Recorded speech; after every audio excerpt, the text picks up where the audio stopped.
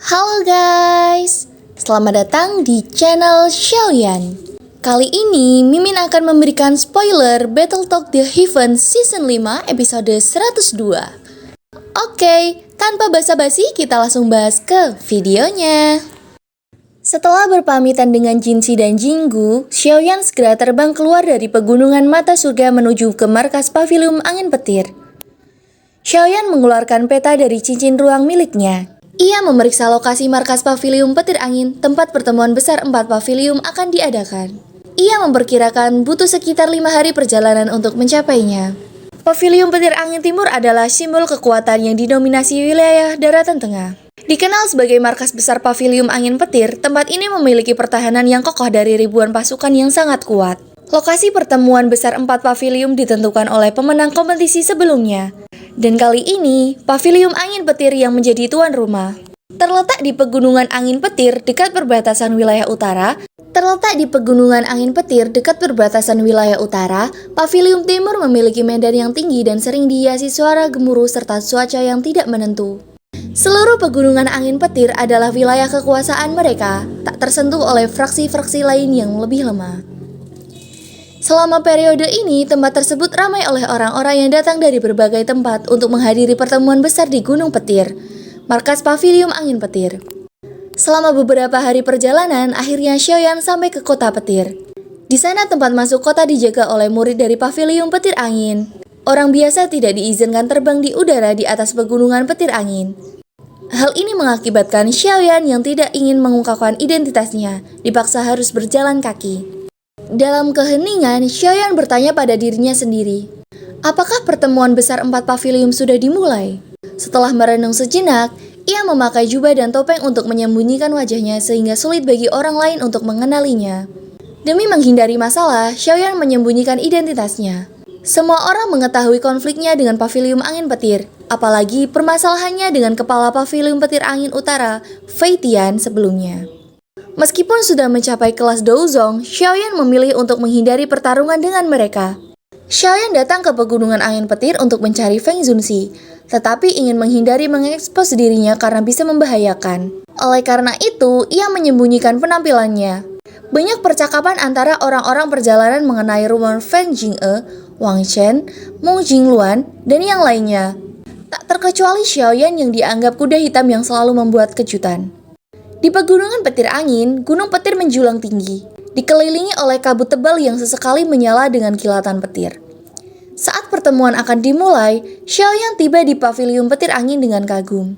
Untuk tidak menarik perhatian, dia bergabung dengan kelompok lain di persimpangan menuju gunung. Di sana, dia melihat 2 orang tua yang menemani Feng Jing'e ke pegunungan mata surga, yaitu para tetua Hou dan tetua Mu. Para tetua Houmu tidak memperhatikan orang-orang lemah yang mencoba melewati pemeriksaan mereka. Melihat hal itu, Xiaoyan segera pergi begitu saja. Namun, tiba-tiba ada suara panggilan yang terdengar. Tunggu! Dia tampaknya telah memenuhi syarat untuk berpartisipasi dalam kompetisi. Mengapa Anda tidak mencobanya? Tanya ketua Hou. Aku tidak tertarik dengan pertempuran besar ini. Aku datang ke sini untuk mencari seseorang. Jawab Xiaoyan dengan suara gemetar sedikit. Tanpa menunggu tanggapan, dia berbalik dan pergi meninggalkan mereka. Segera setelah itu, Xiaoyan melihat sekitarnya. Pandangan Xiaoyan berhenti pada sosok yang dikenalnya, Fei Tian. Pandangannya beralih pada seseorang di tengah. Xiaoyan bisa merasakan ancaman yang tersirat dari orang tersebut, sesuatu yang bahkan tidak dimiliki oleh Fei Tian. Apakah dia kepala pavilium petir angin, Lei Zunzi? Dia sungguh menakutkan, Xiaoyan bergumam.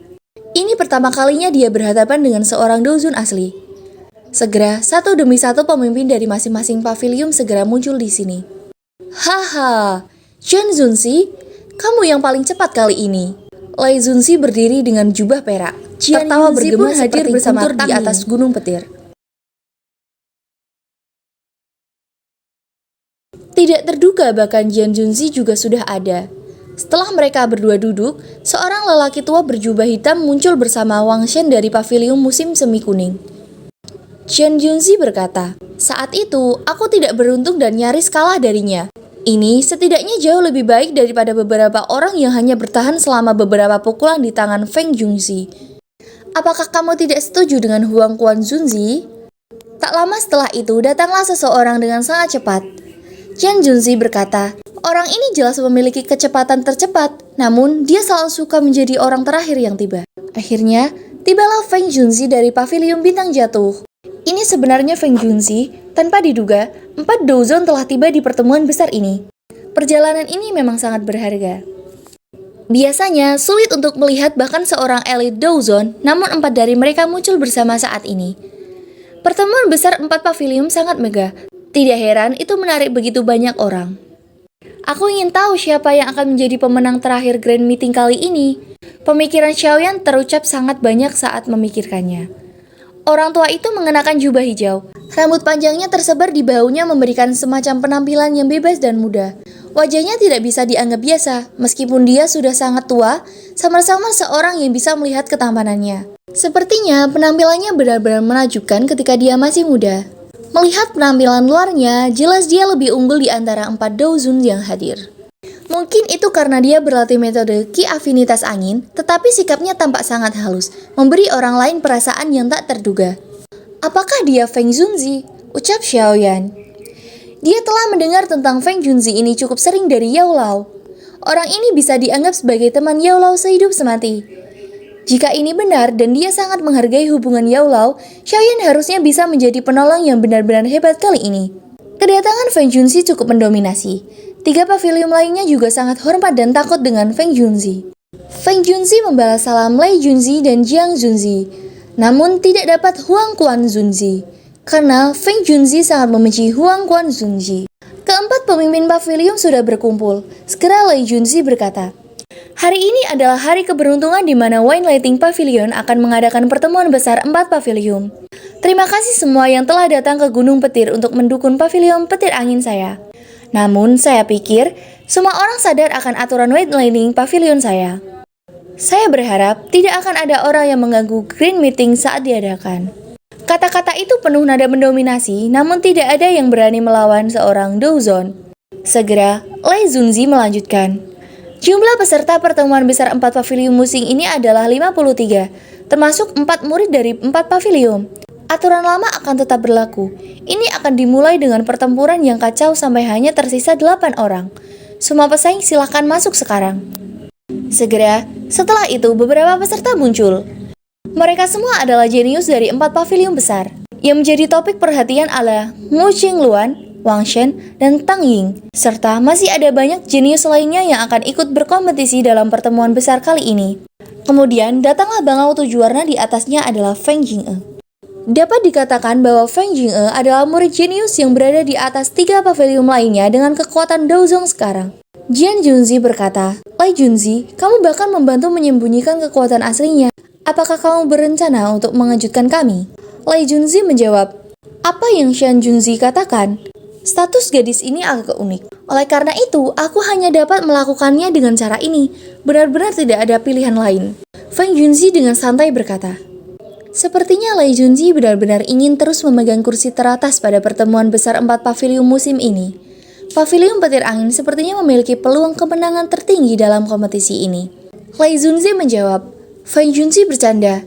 Gadis itu Mu Qingluan dari suku burung mitos. Jika garis keturunannya terbangun, dia juga bisa dianggap sebagai orang yang luar biasa di antara generasi muda. Lei Junzi tertawa dengan ejekan Feng Junzi walaupun sebenarnya memang dia ingin agar pavilion petir angin mendapatkan juara 1 kali ini. Sedangkan Huang Kun Junzi menyadari bahwa pavilion musim semi kuningnya kemungkinan akan berada di posisi terakhir lagi. Wang Shen mungkin salah satu jenius dari pavilion musim semi kuning. Namun jika dibandingkan dengan 3 pavilion lainnya, Wang Shen masih kalah dengan Feng Jing'e. Selain itu, sekarang Xiaoyan melihat para peserta kompetisi lainnya. Mereka semua adalah para Dou Huang yang kuat. Namun, beberapa saat kemudian, Xiaoyan kaget karena melihat teman lamanya dari Akademi Jianan, yaitu Lin Yan. Segera, Lei Junzi berkata, karena semua orang telah berkumpul, biarkan kompetisi ini dimulai. Segera semua peserta saling bertarung satu sama lainnya dengan sangat brutal di arena pertandingan. Dari 50-an orang yang ikut kompetisi, hanya akan ada 8 posisi sebagai pemenang. Sejak Xiaoyan menemukan sosok Lin Yan, dia tetap fokus padanya. Dengan penglihatannya, dia bisa mengetahui kekuatannya sekitar bintang 4 Do Huang.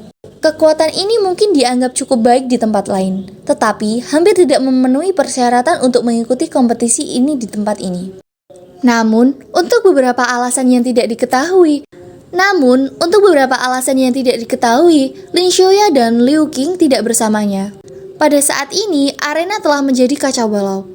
Suara jelas dari benturan douji dan pedang yang bentrok bergema di sekitar. Dalam situasi kacau ini, ada sejumlah orang yang terus-menerus muntah karena terkena serangan dan menarik diri meskipun mereka adalah individu yang kuat. Tempat ini terlalu kacau.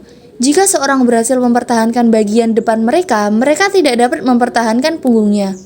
Jika seseorang ceroboh, akan ada pukulan fatal menuju ke arahnya. Pedang tidak memiliki mata dalam kompetisi seperti itu. Terluka adalah masalah yang sering terjadi. Tentu saja, orang yang benar-benar melebihi harapan Xiaoyan adalah Lin Yan. Kekuatannya hanya bisa dianggap menengah di tempat ini. Namun, dia tidak tersingkir meski sudah lewat 10 menit. Xiaoyan hanya berhasil memberitahu beberapa alasan setelah mengamatinya dengan cermat. Namun saat Wang Chen mulai turun, tangan kekacauan benar-benar terjadi. Dia dengan sangat kejam menyiksa dan bahkan membunuh peserta lainnya yang lebih lemah darinya. Begitu juga Feng Jing'e yang mendominasi arena pertandingan. Namun di saat-saat terakhir, Wang Chen akan menangkap Lin Yan. Lin Yan sudah mengakui kekalahannya, namun Wang Chen tidak memperdulikannya ucapan Lin Yan. Di saat Wang Chen mau membunuh Lin Yan, akhirnya Xiaoyan yang tidak tega melihat temannya terbunuh di depan matanya, Xiaoyan pun turun tangan untuk mencegah Wang Chen. Lin Yan berhasil diselamatkan, namun itu juga membuat keributan semua orang. Ada seseorang yang bukan peserta kompetisi pertemuan besar namun mengganggu pertarungan yang sedang berlangsung ini. Banyak penonton yang bersorak dengan kedatangan Xiaoyan. Kedatangan Xiaoyan itu juga membuat Lin Yan kaget dan tidak mengenali Xiaoyan. Namun segera Xiaoyan memberitahu Lin Yan bahwa dia adalah temannya Xiaoyan. Cukup banyak penjaga ahli wine lining pavilion di sekitar arena segera bergegas ketika mereka melakukan apa yang dilakukan Xiaoyan. Suara geram terdengar dari arena. "Siapa kamu? Mengapa Anda mengganggu kompetisi?" Lebih dari 10 pasukan pavilion petir angin mengelilingi Xiaoyan dengan mata dingin dan tegas. Senjata yang mereka pegang di tangan mereka samar-samar menghancarkan kilatan dingin. Perubahan tiba-tiba yang tidak terduga juga melebihi harapan Wang Chen. Ketika dia pulih, segera dia menatap pada Xiaoyan. Xiaoyan dengan berani berkata, "Menurut aturan pertemuan besar, seseorang tidak bisa terus menyerang siapapun yang mengaku kalah. Namun, orang ini sebelumnya mengabaikan aturan tersebut. Daripada mengejarnya, mengapa semua orang menanyaiku?" Xiaoyan melepaskan tangan yang meraih bahu Lin Yan. Setelah itu, dia mengangkat kepalanya dan melirik para pasukan pavilion petir angin saat dia berbicara. Xiaoyan tidak ingin mengungkap identitasnya di sini. Oleh karena itu, dia sengaja menekan suaranya, menyebabkan suaranya tampak sedikit serak. Ya, baiklah. Saya cukupkan sampai sekian saja ya dengan spoiler dari saya tentang Battletoad The Heaven Season 5 episode 102. Ini untuk episode minggu depan ya. Saya minta maaf jika ada kesalahan ucapan dalam penjelasan saya. Terima kasih yang sudah menyaksikan video ini. Sekian dari saya. Wassalamualaikum warahmatullahi wabarakatuh.